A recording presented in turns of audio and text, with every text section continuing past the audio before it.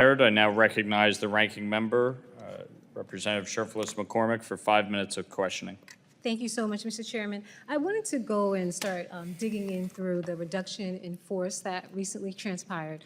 There's been a lot of questions about what happened in the processes. So I wanted to give you the opportunity to tell us what processes were in place to ensure that it was actually merit-based, and what did you take in consideration when you released these people?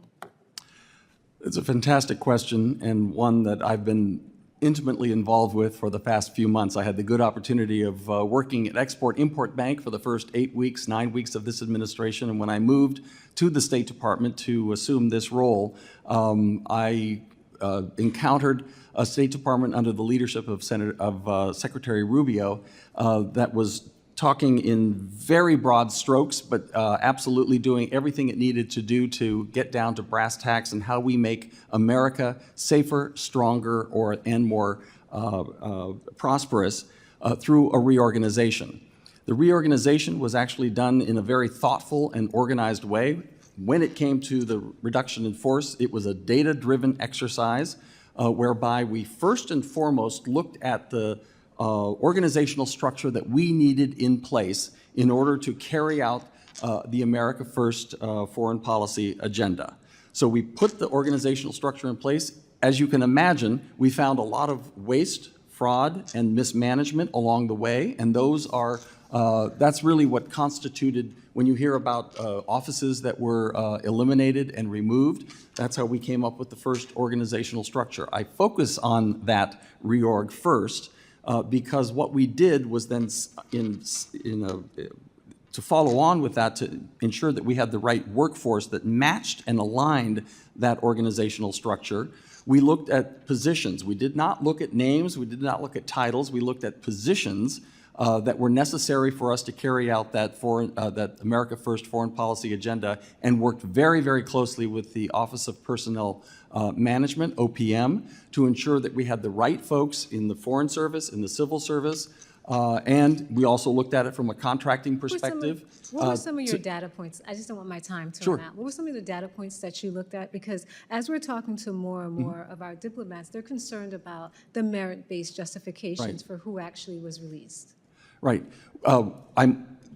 You're absolutely right to point out that a merit-based personnel policy is absolutely vital. One of the first things President Trump did in this administration was to ensure, through executive order, that we had a merit-based workforce, not only at the State Department, but throughout government. Included in that was taking a good, hard look at our diversity, inclusion, and equity rules. And so what we have today through this data-driven process that we used for the reorganization is that we have, we made sure that we were looking at skill sets. We're in the Foreign Service, so we also wanted to look at language capabilities. We also wanted to look at their experience. We were able to match up just about all of that with and overlay it with the organizational structure in place. We did that. This is actually worth my time is running out, so I'm sorry. I just want to jump in. I also want to look at some of the mishaps that we're actually seeing in the reports of people who were let go and who have been hired back. Was that anticipated when you guys were setting out your process and procedures? If I have not heard of mishaps. We have found an anomaly or two that absolutely needed to be addressed, and if you yourself, ranking member, hear of an anomaly and like to be able to share that with us, we'll absolutely look at that. We're looking at all of those in a case-by-case basis. And do you have a course correction plan that you're going to be using going forward in case these mishaps? Absolutely, because we want to make sure that we get this right, not only from a personnel perspective, but also perhaps even more importantly, from a mission-driven perspective, to make sure that we're able to really deliver on the America First foreign policy agenda. And before my time runs out, we've been hearing more and more about people who were actually let go, who were supposed to be rotating to other countries and other posts.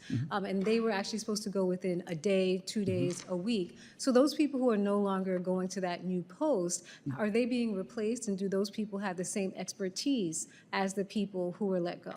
Yeah, I thank you for that question, Congresswoman. I will say that more than likely you're referring to some of the folks that The effective date of the reduction in force and the reorganization was May 29th. And as you probably know, there was a